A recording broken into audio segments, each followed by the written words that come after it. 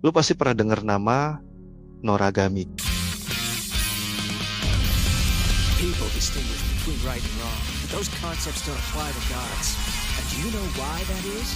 Because Sebuah anime yang ngasih kita cerita tentang dewa, manusia, dan roh dalam satu dunia yang sama. Tapi kali ini, gue bakal ajak lo lebih jauh ke musim keduanya, yaitu Noragami Aragoto. Musim ini jauh lebih gelap, lebih emosional, dan penuh drama dibanding musim pertamanya. Noragami Aragoto tayang pada tahun 2015 dengan total 13 episode. Kalau di musim pertama, kita lebih banyak lihat kehidupan sehari-hari.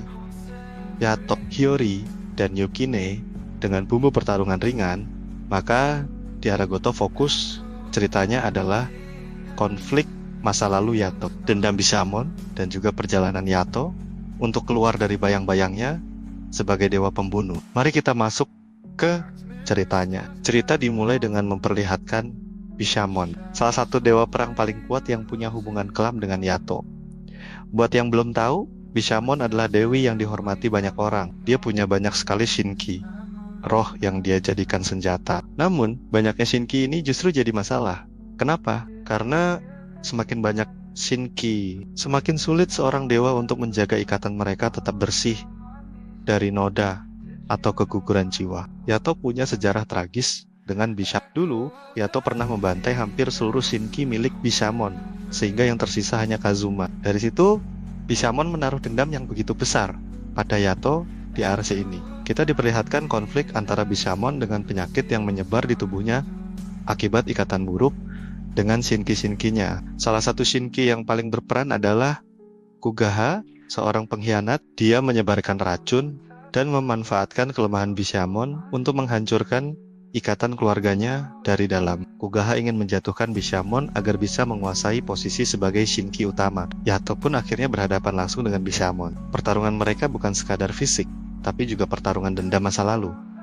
Hiyori dan Yukine juga terlibat di dalamnya. Puncaknya, Kazuma, shinki yang paling setia pada Bishamon, mengungkap kebenaran bahwa Yato sebenarnya membantai shinki Bishamon dulu, bukan tanpa alasan. Waktu itu, semua shinki Bishamon sudah terkontaminasi noda, dan kalau nggak dimusnahkan, mereka akan membunuh Bishamon. Yato mengambil keputusan berat untuk menyelamatkan Bishamon dengan cara paling tragis. Akhirnya, Bishamon sadar kebenaran itu. Dia berdamai dengan masa lalunya, dan hubungan antara dia dan Yato mulai membaik. Arti ini penuh dengan emosi, pengkhianatan, pengorbanan, dan rekonsiliasi. Setelah konflik Bishamon selesai, cerita bergeser ke arc yang jauh lebih gelap, yaitu tentang Ebisu. Ebisu adalah salah satu dari 7 dewa keberuntungan, tapi ia dikenal sebagai dewa yang kontroversial.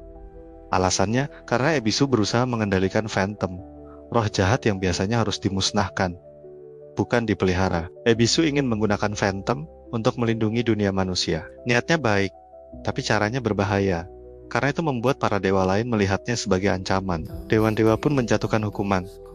Ebisu dianggap dewa jahat dan harus dimusnahkan.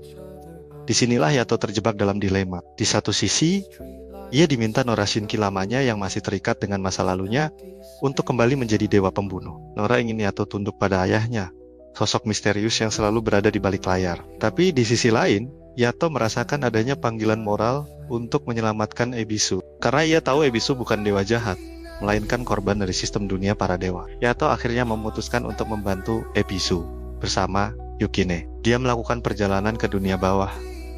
Adegan ini jadi salah satu momen paling kelam di Noragami Aragoto. Yato harus melewati kesulitan besar, melawan roh-roh jahat, bahkan hampir kehilangan nyawanya. Di tengah perjalanan, kita juga semakin kenal dengan sosok ayah Yato.